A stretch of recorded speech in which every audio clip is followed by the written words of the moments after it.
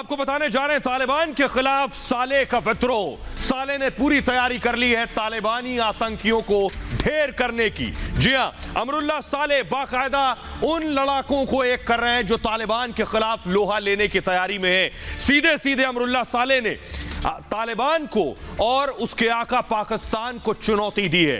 अमरुल्लाह साले ने कहा है, अफगानिस्तान के कार्यवाहक राष्ट्रपति अमरुल्लाह साले ने बाकायदा बयान जारी कर तालिबान को सीधे सीधे चैलेंज किया है। साले ने कहा है, अफगानिस्तान पर तालिबान शासन नहीं कर सकता। साले का पहला बयान। साले ने आगे कहा, अफगानिस्तान को पाकिस्तान नहीं निगल सकता। आतंकियों के आगे किसी भी हाल में नहीं झुकेंगे। दुनिया को हिंसा का समर्थन नहीं करना चाहिए। देश के सम्मान के लिए आगे आने वालों का सम्मान, अफगानिस्तान का झंडा फहराने वालों को सलाम। अमरुल्लाह साले ने अफगानिस्तान में जो झंडा फहराया गया और ऐसा करने वालों को ऐसी स्थिति में सलाम किया है। आइए आपको दिखाते हैं वो तस्वीरें। अफगानिस्तान के स्वतंत्रता दिवस के मौके पर लोग सड़कों पर निकले झंडे लेकर। वो तस्वीर मैं दिखाऊंगा। ये देखिए तस्वीर मैं आपको दिखा रहा हूं, काबुल की तस्वीर। ये जो आप देख रहे हैं एम्बियंस के साथ, अगर मैं दिखाऊं कि इस स्थिति में जब तालिबानी आतंकी सड़कों पर मौजूद हैं, अफगानिस्तान का झंडा लेकर लोग बाहर निकले हैं। अमरुल्लाह साले पर लोगों को यकीन है कि अमरुल्लाह साले उनके लिए लड़ेंगे। देखिए पूरा झंडा आप देख रहे हैं काबुल की सड़कों पर। यह बता रहा है कि लोग विद्रोह की तैयारी कर चुके हैं। लोग तालिबान को बर्दाश्त नहीं करने वाले, ये तस्वीरें बता रही हैं। एक और तस्वीर आपको दिखाते हैं कैसे लोगों के अंदर आकर गुस्सा और लोगों के अंदर भरोसा है कि वो जीतेंगे। एक और तस्वीर देखिए। ये जो आप झंडा देख रहे हैं यहां से वहां तक, सोचिए जब तालिबानी आतंकी सड़क पर बंदूकें लेकर खड़े हों, इस दौरान मादा रखना कि सड़क पर झंडा लेकर गुजरेंगे, ये सीधे सीधे तालिबान को चुनौती है। और यही चुनौती अमरुल्लाह साले को ताकत दे रही है तालिबान के खिलाफ लड़ाई करने के लिए। एक और तस्वीर आपको दिखाने जा रहे हैं, उसके बाद आपको बताएंगे आखिर कौन कौन से लड़ाके अमरुल्लाह साले के साथ आकर खड़े होंगे। देखिए शख्स को, काबुल की तस्वीर, ऊपर चढ़ा है खंबे पर। यह अलग किस्म की जद्दोजहद है अपने मुल्क को बचाने की, अपने देश के लिए लड़ने की। देखिए झंडा लेकर ऊपर चढ़ा है, चारों तरफ संगीन बंदूक का साया है कि कभी भी कोई भी गोली मार सकता है। लेकिन उस दौरान ये जो अलग है अमरुल्लाह साले जगा रहे हैं बाकी अफगानिस्तान के लोगों में कि वो कैसे लड़ेंगे तालिबान से। आइए अब आपको दिखाने जा रहा हूं, मैं बताऊं कि एक और तस्वीर दिखा रहा हूं। ये देखिए, ये जो तस्वीर मैं आपको दिखा रहा हूं, सड़कों पर लोग झंडे लेकर निकले। आज अफगानिस्तान का स्वतंत्रता दिवस है। तालिबान बेशक कोशिश करे अफगानिस्तान को गुलाम बनाने की, लेकिन ये तस्वीरें बता रही हैं कितनी आसानी से अफगानिस्तान की आम आवाम घुटने टेकने वाली नहीं है। दूसरी तरफ साले कैसे दरअसल तैयारी कर चुका है आगे की, जरा ये रिपोर्ट देखिए।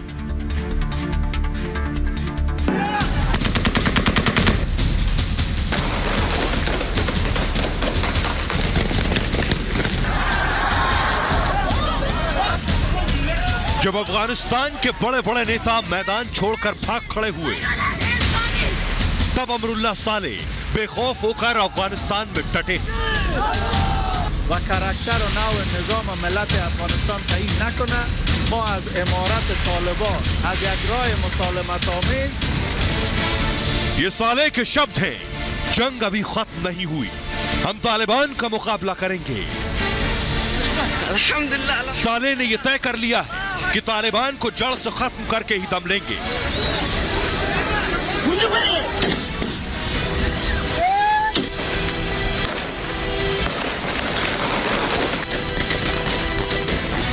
अफगानिस्तान की सड़कों पर तालिबानी आतंक के तांडव का सामना करने की तैयारी साले ने शुरू भी कर दी है। साले इस वक्त अफगानिस्तान के तालिबान विरोधी लड़ाकों को एकजुट करने में लगे हैं और अफगानिस्तान की ही पंजशीर घाटी में रहकर साले तालिबान के खिलाफ जंग की रणनीति बना रहे हैं। और आइए अब आपको बताने जा रहे हैं कि साले से डर गया है तालिबान। साले हैं कौन, जरा ध्यान से देखिए। जरा आपको बताते हैं कि साले का पूरा तारुफ क्या है। साले जो तालिबान को सीधी टक्कर दे रहे हैं और साले से आखिर तालिबान भी खौफजदा है। अशरफ गनी सरकार में उपराष्ट्रपति थे साले। अफगानिस्तान के कार्यवाहक राष्ट्रपति इस वक्त हैं अमरुल्लाह साले। अगर इसको आप ग्राफिक्स को चलाएं, करजई से मतभेद के बाद दरअसल अमरुल्लाह साले राजनीति में आए थे। अफगानिस्तान के गृह मंत्री भी रह चुके हैं अमरुल्लाह सालेह और अफगानिस्तान के इंटेलिजेंस डिपार्टमेंट यानी खुफिया विभाग के अधिकारी रहे हैं अमरुल्लाह। अफगानिस्तान के पंजशीर में इनका जन्म हुआ। पंजशीर वही जगह जहां इस वक्त अमरुल्लाह सालेह मौजूद हैं। तालिबान राज के बीच अफगानिस्तान में रहने वाले इकलौते नेताओं में शुमार हैं। तालिबान को लगातार चुनौती दे रहे हैं सालेह और अफगानिस्तान के पंजशीर में ही मौजूद हैं इस वक्त। अहमद मसूद के एंटी तालिबान कैंप से जुड़ गए हैं। तालिबान से आपको पता है बड़ी बात यह है कि तालिबान ने अमरुल्लाह सालेह की बहन को मार डाला था, जान से मार दिया था इनकी बहन को।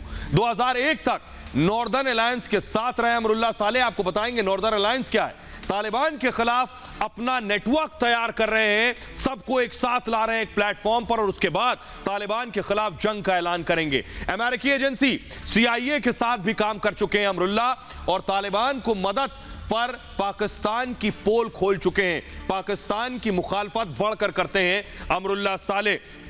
लेकिन आइए अब आपको बताने जा रहा हूं कि आखिर न सिर्फ सालेह, तालिबान के खिलाफ कौन कौन से लड़ाके हैं जो खड़े हो गए हैं तालिबान के खात्मे के लिए।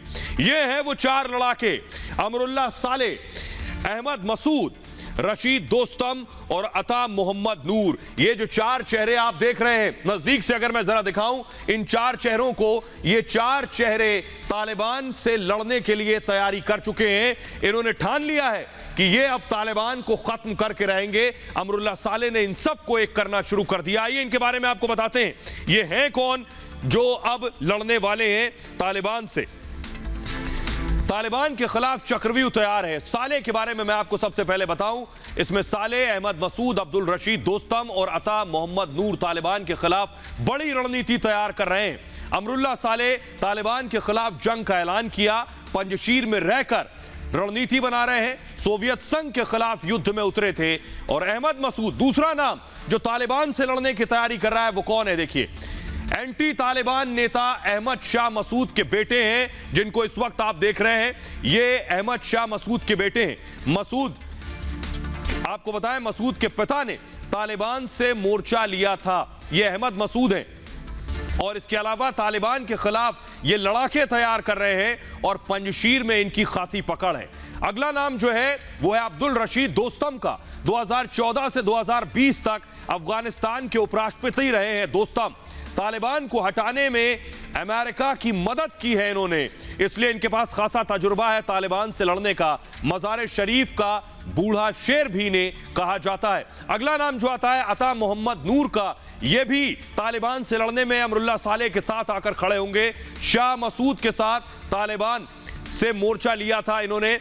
मोहम्मद नूर ने 2004 से 2018 तक ये बल्ख प्रांत के गवर्नर भी रह चुके हैं और तालिबान के खिलाफ रणनीति बनाने में जुटे हैं। तो ये 4 योद्धा एक साथ आकर खड़े हो गए हैं तालिबान से लड़ने के लिए। तो न सिर्फ ये लोग बल्कि इनकी अलगार के बाद आम लोग जो अफगानिस्तान के हैं वो भी सड़कों पर आ गए। ये देखिए, जरा एम्बियंस के साथ मैं दिखाऊं, ये देखिए लोग सड़कों पर उतर आए हैं और नारेबाजी कर रहे हैं। यहीं अफगानिस्तान के आतंकी भी मौजूद हैं। एम्बियंस अगर मैं सुनवाऊं कि लोग किस तरह से विद्रोह कर रहे हैं, ये तस्वीरें बता रही हैं। एक और तस्वीर आइए आपको दिखाते हैं कि न सिर्फ पुरुष बल्कि महिलाएं भी सड़कों पर उतर आई हैं। महिलाओं में भी वही गुस्सा है, यानी अमरुल्लाह सालेह और उनके लड़ाकों को ये सबका साथ मिलने वाला है अफगानिस्तान में। जरा एम्बियंस में सुनाऊं, सुनिए जरा लोगों को, जो लोग सड़कों पर निकले हैं, प्रदर्शन कर रहे हैं और तालिबानियों की मौजूदगी में सब कुछ हो रहा है। ये बता रहा है कि तालिबान के लिए आतंकी हुकूमत चलाना ज्यादा दिन की बात होने वाली नहीं है। आइए मैं आपको दिखाऊं कि कैसे लोहा लेने वाले पंजशीर, जिस जगह पर पंजशीर मौजूद है मैं वो आपको दिखाने जा रहा हूं, क्योंकि ये सारे लड़ाके अभी एक जगह इकट्ठा हो रहे हैं, सारी ताकत एक जगह इकट्ठी कर रहे हैं, उसके बाद तालिबान से लड़ेंगे। तो वो जगह कौन सी है जरा देखिए, उसके बाद आपको बताएंगे इसकी खासियत क्या है कि यहां आज तक तालिबान नहीं पहुंच सका। ये देखिए, कल मैंने आपको दिखाया था काबुल और पंजशीर, इसकी दूरी है सिर्फ 150 किलोमीटर। नजदीक से अगर मैं दिखाऊं 150 किलोमीटर की दूरी है। लेकिन बड़ी बात आपको बताऊं कि आज तक तालिबान, इससे पहले 1990 के दौर में भी तालिबान पंजशीर घाटी में नहीं पहुंच सका था, पंजशीर पर कब्जा नहीं कर सका था। दूरी महज 150 किलोमीटर है, यानी सारे प्रांतों पर कब्जा कर चुका है। पंजशीर नहीं पहुंच सका। सोचिए क्यों। आइए आपको बताते हैं कि आखिर पंजशीर में ऐसा क्या है। पंजशीर में ही अमरुल्लाह सालेह जन्मे, पंजशीर में ही इस वक्त अमरुल्लाह सालेह मौजूद हैं। क्या वजह है कि तालिबान नहीं पहुंच सका? आखिर तालिबान को पंजशीर से क्यों डर लगता है? आपको बताते हैं। पंजशीर को पंजशेर कहते हैं, यानी 5 शेर, 5 शेरों की घाटी। काबुल के उत्तर में 150 किलोमीटर की दूरी पर मौजूद है यह जगह। इस घाटी के बीच पंजशीर नदी बहती है। नदी, हिंदुकुश के पहाड़ भी इससे ज्यादा दूर नहीं है। पंजशीर एक अहम हाईवे भी है जिससे हिंदुकुश के पास का रास्ता निकलता है। पंजशीर में 7 जिले हैं। जी हां, इस पूरे प्रांत में 7 जिले हैं, 512 गांव हैं। पंजशीर घाटी के हर जिले में ताजिक जाति के लोग मिलेंगे। आपको बताएं, जो अमरुल्लाह सालेह हैं ये ताजिक जाति के ही हैं। यहां पंजशीर की दिक्कत यह है कि बिजली और पानी यहां नहीं है। यह एक सबसे बड़ी समस्या है। पंजशीर में पन्ना का विशाल भंडार है। पंजशीर तालिबान के लिए वो अबूझ पहेली है जिसकी काट अब तक उसके पास नहीं है। पहले भी पंजशीर पर तालिबान कब्जा नहीं कर सका था और इस बार भी सोवियत संघ ने भी पंजशीर पर कब्जे की कोशिश की थी, लेकिन पंजशीर के शेरों से वो पार नहीं पा सके थे। और इस बार भी सालेह पंजशीर से तालिबान को सीधी चुनौती दे रहे हैं और तालिबान के खिलाफ चक्रव्यूह तैयार कर रहे हैं। इसके साथ ही कई कमांडर वहां पहुंच रहे हैं जो तालिबान के छक्के छुड़ाने की तैयारी कर रहे हैं। पंजशीर के लोगों में अपनी जमीन बचाने का जज्बा कूट कूट कर भरा है। दरअसल पंजशीर घाटी नॉर्दर्न अलायंस का गढ़ है। जी हां, नॉर्दर्न अलायंस का गढ़ है। आपने कई बार कल से नाम सुना होगा नॉर्दर्न अलायंस। इस नॉर्दर्न अलायंस से ही उम्मीदें हैं अमरुल्लाह सालेह को। ये नॉर्दर्न अलायंस है क्या, पहले आपको ये दिखाता हूं मैं जरा। क्या है ये नॉर्दर्न अलायंस? दरअसल मैं बताऊं कि 1996 में इस अलायंस की स्थापना हुई थी 1996 में। तालिबान के खिलाफ ये गठबंधन संगठन बनाया गया था तालिबान से लड़ने के लिए। काबुल पर तालिबान के कब्जे के बाद इसकी स्थापना हुई और अहमद मसूद ने इसकी नींव डाली थी। इसमें दोस्तम रब्बानी भी इस संगठन के सदस्य रहे हैं और बड़ी चीज यह है कि हिंदुस्तान, ईरान, रूस भी इसकी मदद करते रहे हैं। तुर्की सहित पड़ोसी देशों का इसको समर्थन रहा है। अमेरिका ने अफगानिस्तान में अलकायदा के ठिकानों पर हमले के दौरान भी इस संगठन यानी नॉर्दर्न अलायंस की मदद ली थी। आइए आपको नॉर्दर्न अलायंस की एक तस्वीर दिखाता हूं मैं, जरा देखिए। आप खुद समझेंगे कि इनके लड़ाके कितने मजबूत हैं और कितनी तैयारी में है। ये नॉर्दर्न अलायंस के लड़ाके जिन्हें आप देख रहे हैं, जिन्होंने तालिबान से लड़ने की पूरी तैयारी कर ली है। इसमें हजारों लड़ाके मौजूद हैं बाकायदा हथियारों के साथ जो तालिबान से लड़ेंगे। यह है नॉर्दर्न अलायंस। आइए अब आपको दिखाते हैं कि आखिर ये ताकतवर कितने हैं। क्या तालिबान से लड़ पाएंगे? सालेह के पास कितनी ताकत है?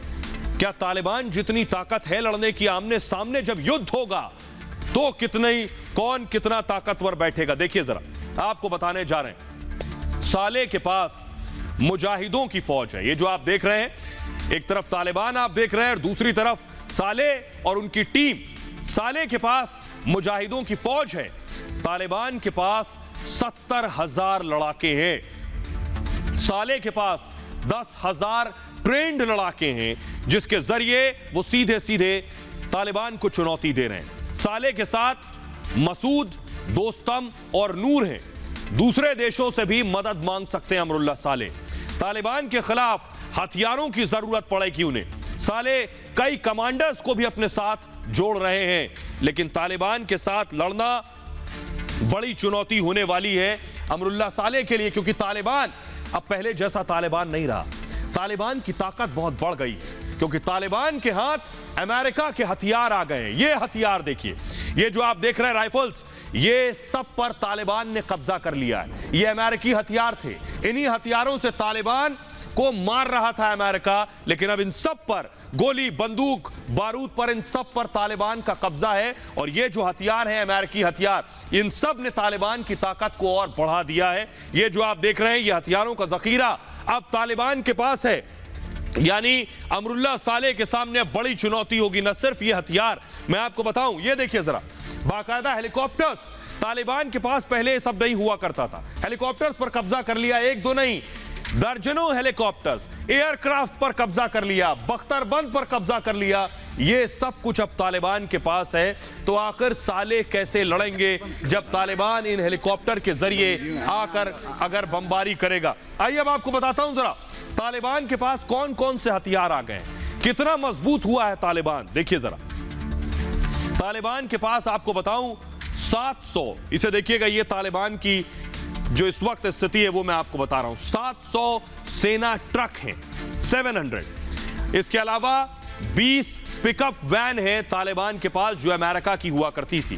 बख्तरबंद गाड़ियां हैं जिस पर गोली और बम असर नहीं करते हैं। T-62 मीडियम टैंक्स हैं जो गोले बरसा सकते हैं। अमेरिका के M1117 टैंक्स भी तालिबान ने अपने कब्जे में ले लिए हैं। 16 छोटी दूरी के मोर्टार हैं, मोर्टार दाग सकते हैं, 13 छोटी दूरी के मोर्टार हैं। 13 मोर्टार अब तालिबान के हाथ में, यानी किसी को भी निशाना बना सकता है Taliban. A-29 super टुकानो attack aircraft भी तालिबान के कब्जे में है। M17 यूटिलिटी हेलीकॉप्टर्स भी तालिबान के पास हैं। इसके अलावा Mi-24, Mi-24 अटैक हेलीकॉप्टर पर भी तालिबान ने कब्जा जमा लिया है। UH-60 ब्लैक हॉक हेलीकॉप्टर भी अब तालिबान के पास हैं। M16 राइफल्स हैं इन आतंकियों के पास। M4A1 राइफल्स भी इनके पास हैं। यह है तालिबान की इस वक्त की ताकत। और M2 मशीन गन भी तालिबान के पास है। सर्विलांस ड्रोन भी तालिबान की अब मदद करेगा इस लड़ाई में। तो ये सारे हथियार तालिबान के पास आ गए जिसने तालिबान को इस वक्त और ज्यादा स्ट्रेंथ दे दी है। आइए आपको बताते हैं कितना ताकतवर हो गया है तालिबान। ये इसलिए कह रहा हूं मैं क्योंकि न सिर्फ हथियार बल्कि खुफिया डेटा, अमेरिका का जो गुप्त डेटा था, जो सीक्रेट डेटा था, वो भी तालिबान के हाथ में आ गया है। मैं आपको बताऊं ये इतना खतरनाक है कि लोगों के लिए जानलेवा साबित हो सकता है। ये खुफिया डेटा से अब तालिबानी क्या करेंगे मैं आपको बताता हूं। इस खुफिया डेटा में क्या था देखिए जरा। अमेरिकी सैन्य बायोमेट्रिक्स डिवाइस पर कब्जा कर लिया है। इन डिवाइसेस में क्या था, जैसे आप अपने वेरिफिकेशन के लिए, आधार कार्ड के वेरिफिकेशन के लिए आपका पूरा बायोमेट्रिक डेटा लिया जाता है, वैसे ही बायोमेट्रिक डेटा था। इन डिवाइसेस पर कब्जा कर लिया। डिवाइसेस में की मदद करने वाले, यानी अमेरिका की जो मदद कर रहे थे, उनका पूरा डेटा मौजूद था। डेटा में अफगानियों की पहचान की पूरी जानकारी थी और डिवाइस इंटरसेप्ट में पाकिस्तान मदद कर सकता है। होगा क्या, अमेरिकी समर्थकों को नुकसान पहुंचा सकते हैं अब ये तालिबानी आतंकी, इस बात का डर है। लेकिन आइए अब आपको बताता हूं मैं, तालिबान की बेशक ताकत बढ़ गई हो, क्या अमरुल्लाह साले पंजशीर से निकलकर तालिबान को मारने जाएंगे? या तालिबान सब पर कब्जा कर चुका है, सारे प्रांतों पर, तो अब तालिबान क्या पंजशीर घाटी के अंदर घुसेगा? क्या यह मुमकिन है? ना आज से पहले तालिबान घुस पाया, ना सोवियत संघ, अब जाएगा क्या? आइए आपको बताते हैं। तालिबान के खिलाफ पंजशीर में जंग की तैयारी हो रही है। आज तक तालिबान पंजशीर पर कब्जा नहीं कर पाया, लेकिन अब वो क्या कर सकता है? दरअसल तालिबान भी जानता है कि पंजशीर उसके लिए कड़ा मुकाबला है। पूरे पंजशीर में रहने वाला हर शख्स तालिबान से लड़ने के लिए तैयार है। यही वो इलाका है जिस पर तालिबान आज तक कब्जा नहीं कर पाया। ऐसे हालात में अब तालिबान पंजशीर से सीधा मुकाबला ना करके क्या करेगा? कूटनीतिक तरीके से इसे जीतने की कोशिश करेगा तालिबान पंजशीर के बाहर पहरा लगा सकता है, यानी चारों तरफ पंजशीर की घेराबंदी करेगा, अंदर नहीं जाएगा। और पंजशीर के लिए जो भी खाने और जरूरी सामान अंदर जाते हैं इस प्रांत में, उसकी सप्लाई पर रोक लगा देगा, यानी कोई भी ट्रक अंदर ना जा सके। ऐसे में पंजशीर में जंग की तैयारी करने वालों के लिए मुश्किल खड़ी हो जाएगी।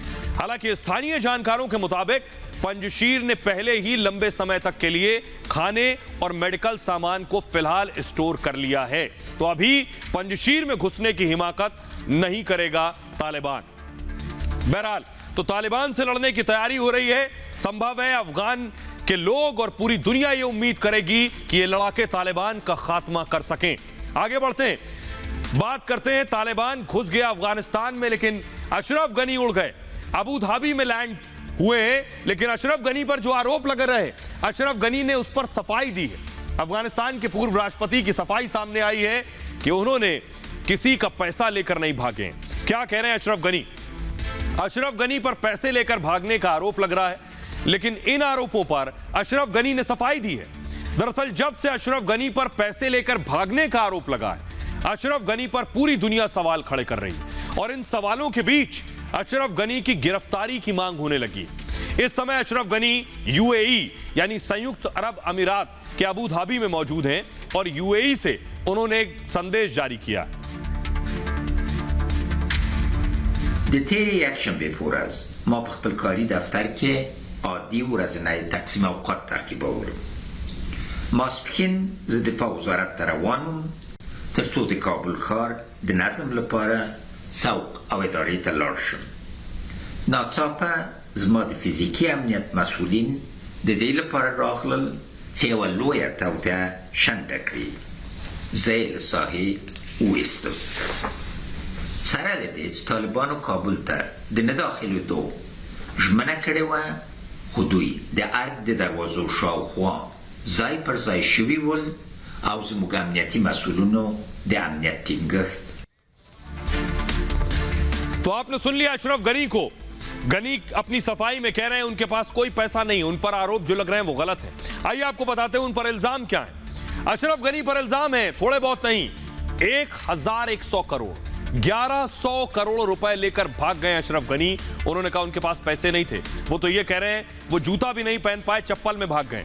4 कारों में कैश भरा हुआ था, हेलीकॉप्टर में कैश के भरे बैग रखे गए थे और हालत ये थी कि इतना पैसा था कि रनवे पर ही पैसा को छोड़कर जाना पड़ा।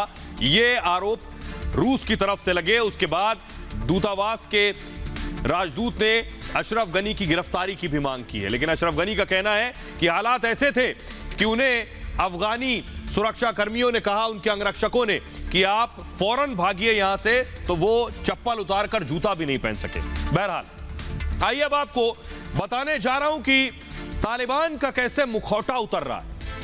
उतर गया तालिबान का नकाब। तालिबान गुड तालिबान को बहुत दिन से तालिबान अपनी छवि बनाने की कोशिश कर रहा था कि बहुत साफ सुथरे हैं, हम तो यहां शासन करने आए हैं, हम तो यहां लोगों को एक साथ लेकर आगे बढ़ने आए हैं। मुल्ला बरादर की तस्वीरें मैं आपको दिखा रहा हूं। मुल्ला बरादर जिस वक्त पहुंचा अफगानिस्तान में, ये वो तस्वीरें मैं आपको दिखा रहा हूं। और तालिबान अभी क्या कर रहा है, अफगानिस्तान पर कब्जे के बाद तालिबान ये कोशिश कर रहा है और पूरी दुनिया को बताने की कोशिश कर रहा है कि अफगानिस्तान में खून खराबा नहीं करेगा। अब वो तालिबान नहीं है, अब वो नया तालिबान है। लेकिन मैं आपको दिखाऊंगा कि कैसे तालिबान का मुखौटा उतर गया, कैसे तालिबान के खाने के दांत और हैं और दिखाने के और हैं। ये देखिए, ये बाकायदा तालिबान ने प्रेस कॉन्फ्रेंस की और प्रेस कॉन्फ्रेंस करके तालिबान ने बताया कि आखिर वो कैसे हुकूमत करेगा। तो तालिबान की एक एक बात पर मैं तालिबान का आज मुखौटा उतारने वाला हूं कि तालिबान ने क्या कहा और उसकी हकीकत क्या है। पहली बात, तालिबान ने कहा देश का सम्मान होगा, यानी देश पर कब्जा कर लिया, सम्मान होगा। इसकी हकीकत मैं आपको दिखाने जा रहा हूं। ये देखिए, यह है पहली तस्वीर कि झंडा जो लगाया गया था तालिबानियों ने उसे हटा दिया। ये तस्वीरें देखिए, फायरिंग शुरू कर दी। ये जो आप देख रहे हैं, ये झंडा लगाया था अफगानिस्तान के लोगों ने, लेकिन तालिबान को ये झंडा बर्दाश्त नहीं है। दूसरी तस्वीर मैं आपको दिखाता हूं, देखिए जरा। दूसरी तस्वीर अगर मैं डालूं, जल्दी से दिखाऊं, दूसरी तस्वीर ये देखिए जरा, तालिबान की एक और हकीकत। ये साइकिल पर एक शख्स झंडा लेकर जा रहा था और इसको रोका है और उसके बाद ये झंडा नोच दिया है। यह है देश का सम्मान, यह है तालिबान का असली चेहरा जो कह रहा था देश का सम्मान होगा, ये हो रहा है सम्मान। एक और तस्वीर मैं आपको दिखाता हूं, देखिए परत दर परत। ये एक और तस्वीर देखिए, झंडा फहराया था इस शख्स ने तो इसके हाथ बांध दिए। ये देखिए जरा, पहले झंडा छीन लिया, छीन कर फेंक दिया और उसके बाद इस शख्स के हाथों को बांध दिया। ये देख रहे हैं आप, ये है तालिबान का असली चेहरा।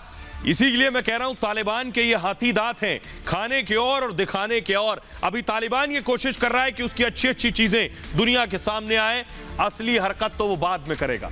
एक और बात कही तालिबान ने प्रेस कॉन्फ्रेंस में कि नहीं होगी बदले की कार्रवाई, सबको माफ कर दिया, किसी से बदला नहीं लिया जाएगा। लेकिन हकीकत देखिए जरा, ये देखिए कैसे एक पुलिस वाले को पीटा है, उसको बांधकर उसे मार दिया। ये जो तस्वीरें मैं आपको दिखा रहा हूं, तस्वीरें आपको विचलित कर सकती हैं, इसलिए मुझे धुंधली करनी पड़ रही है। ये पहली तस्वीर। दूसरी तस्वीर अगर दिखाऊं मैं, दूसरी तस्वीर की लोगों की पिटाई कर रहे हैं। ये देखिए, लोगों को मार रहे हैं, ये देखिए लातों से मार रहे हैं लोगों को। अगर आप देखें तस्वीरें, ये तालिबान का असली फेस है जो मैं इस वक्त आपको दिखा रहा हूं। ये देखिए, बेरहमी से पीट रहे हैं बीच सड़क पर। एक और तस्वीर मैं दिखाऊं, ये कह रहे थे हम किसी से बदला नहीं लेंगे, लेकिन बदले की एक और तस्वीर देखिए। घर में घुसे हैं, घर पर लात मारी है, उसके बाद धक्का देकर बंदूक की बट से इस शख्स को बेरहमी से पीटा है। यह बता रहा है कि तालिबान जो कह रहा है, यानी उसकी कथनी और करनी में कितना बड़ा फर्क है। ये 3 तस्वीरें बता रही हैं कि बदले की कार्रवाई, ये देखिए, कह रहे थे बदले की कार्रवाई नहीं करेंगे, देखिए गेट पे लात मारी है, बदले की कार्रवाई नहीं करेंगे, लेकिन बदले की ही कार्रवाई हो रही है। आइए आपको एक और दिखाते हैं तालिबान की कही हुई बात और हकीकत में क्या फर्क है। ये देखिए, तालिबान ने कहा था देश में होगा कानून का राज।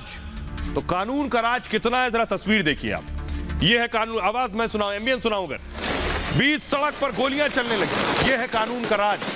अफगानिस्तान की आवाम के लिए अगर ये तैनात किए गए हैं तो ये बीच सड़क, बीच चौराहे लोगों पर गोलियां बरसा रहे हैं, कई लोगों की जान चली गई। ये है कानून का राज।